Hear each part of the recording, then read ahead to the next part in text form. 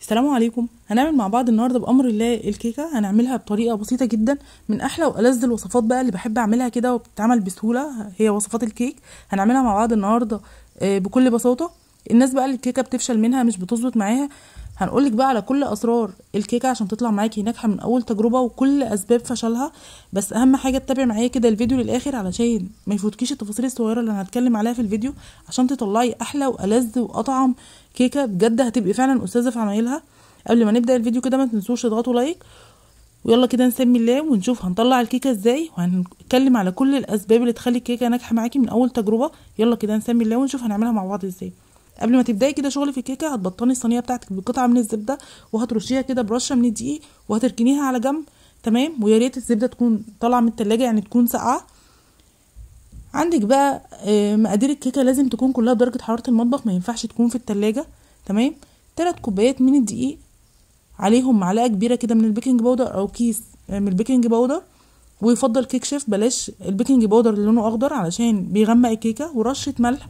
وهنقلبهم كده المواد الجافه وهنركنهم على جنب.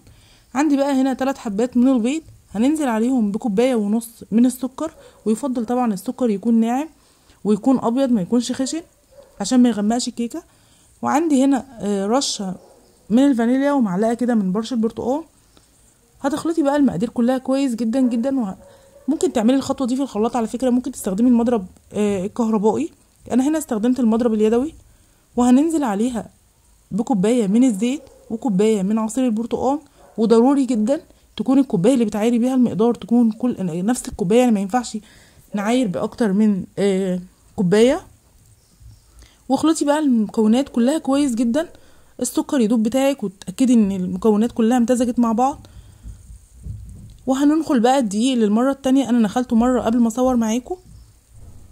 وهتنخلي المواد الجافه كده على الدقيق على المواد السائله.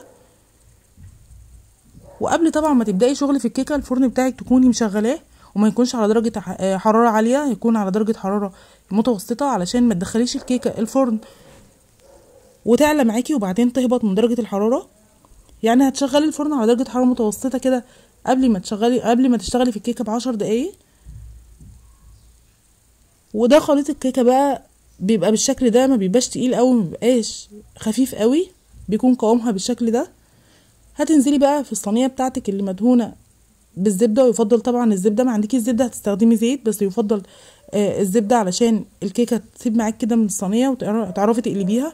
خبطتين بقى كده على الكونتر، وهتدخليها في الفرن الرف اللي في النص، وهتشغلي الفرن من تحت بس، مش هتشغلي الشوايه. بتاخد حوالي كده من 45 دقيقة ل50 دقيقة. وبعدين بتختبريها بقى بخلة او بالسكينة كده، طلعت نظيفة يبقى الكيكة بتاعتك تمام. واهم حاجة بقى هتسيبي الكيكة شوية بعد ما تسويها، بعد ما تطفي عليها الفرن، مش هتطلعيها مباشرة، تسيبيها كده شوية في الفرن علشان ما تهبطش معاكي. ما شاء الله لونها تحفة ومظبوطة جدا بقى، وارتفاعها حلوة قوي. لو انتي مش عايزاها بالارتفاع ده، انا مستخدمه صينيه مقاس 24، هتستخدمي صينيه اوسع. ايه رايكم بقى في الجمال ده؟ اسهل والذ واسرع كيكه على فكره. تقدري تستخدمي بدل عصير البرتقال تقدري تستخدمي حليب، او ممكن تعملي ميكس بين اللبن وبين عصير البرتقال. ما شاء الله تحفه وارتفاعها حلو قوي. اتمنى بجد ان انتوا تجربوها، وهستنى رايكم في الكومنتات. وما تنسوش تضغطوا لايك، ولو اول مره تشرفوني في القناه تشتركوا معايا وتفعلوا الجرس عشان يوصل لكم مني كل جديد. والسلام عليكم.